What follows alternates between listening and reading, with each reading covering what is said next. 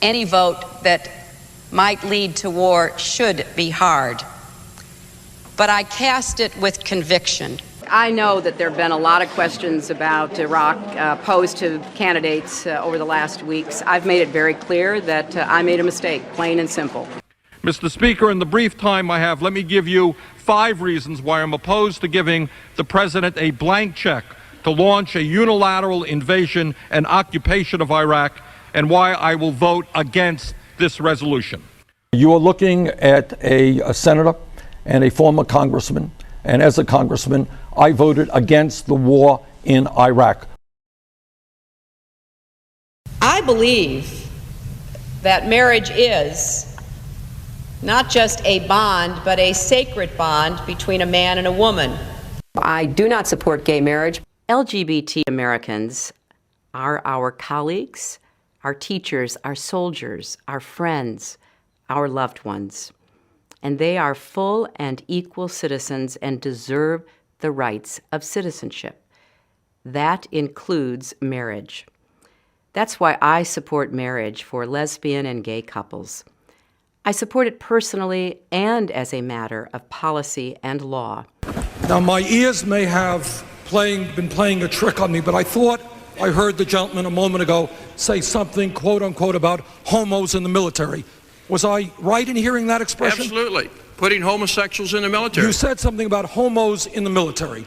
Was the gentleman referring to the many thousands and thousands of gay people who have put their lives on the line in countless wars defending this country? Was that the group of people that the gentleman was referring to? I'm talking about the military. People in the military do not support. That's not what we were talking about. You used the word homos in the military. You have insulted thousands of men and women who have put their lives on the line. I'm talking about you and liberals like you that keep. I go out to high schools all over the state of Vermont. I go to the conservative parts of the state, and I ask the kids, I said, raise your hand. Tell me what you think about gay marriage.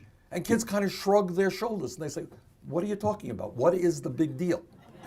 Which is exactly what we've always wanted in the first place. What is the big deal? All right. And let me also say, I will defend the Affordable Care Act. We've got to defend the Affordable Care Act. It is time that the United States of America join the rest of the industrialized world and guaranteed health care to all people as a right, not a privilege. President, would you sign a bill, yes or no, please, in favor of allowing the Keystone XL pipeline? This is President Obama's decision, and I am not going to second guess him because I was in a position to set this in motion, and I do not think that would be the right thing to do. So I want to wait and see what he and Secretary Kerry decide. If it's undecided when I become president, I will answer your question.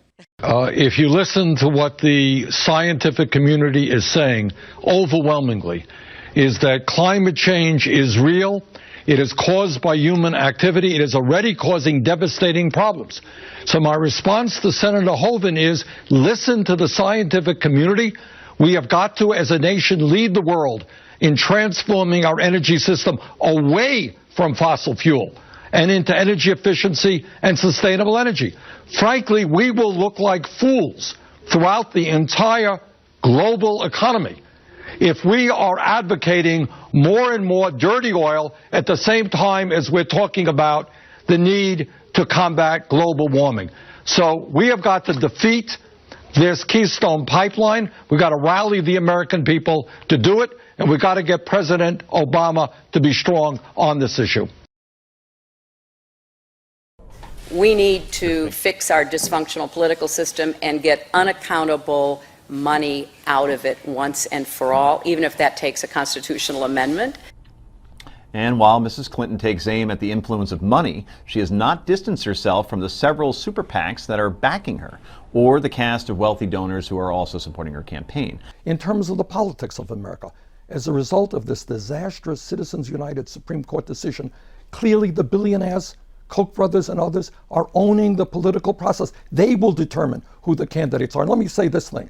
If elected president, I will have a litmus test in terms of my nominee to be a Supreme Court justice. And that nominee will say that we are going to overturn this disastrous Supreme Court decision on Citizens United, because that decision is undermining American democracy. I do not believe that billionaires should be able to buy politicians. Hillary Clinton says she is going to have a super PAC, says she has to do it. She doesn't like it, but she has to do it to compete. What about that? I understand where she's coming from. I will not have a super PAC. Look, we announced a week and a half ago, Bob, and since that time, we have had 200,000 people go to BernieSanders.com to sign up for the campaign. We've had close to 90,000 contributions. Do you know what the average contribution was?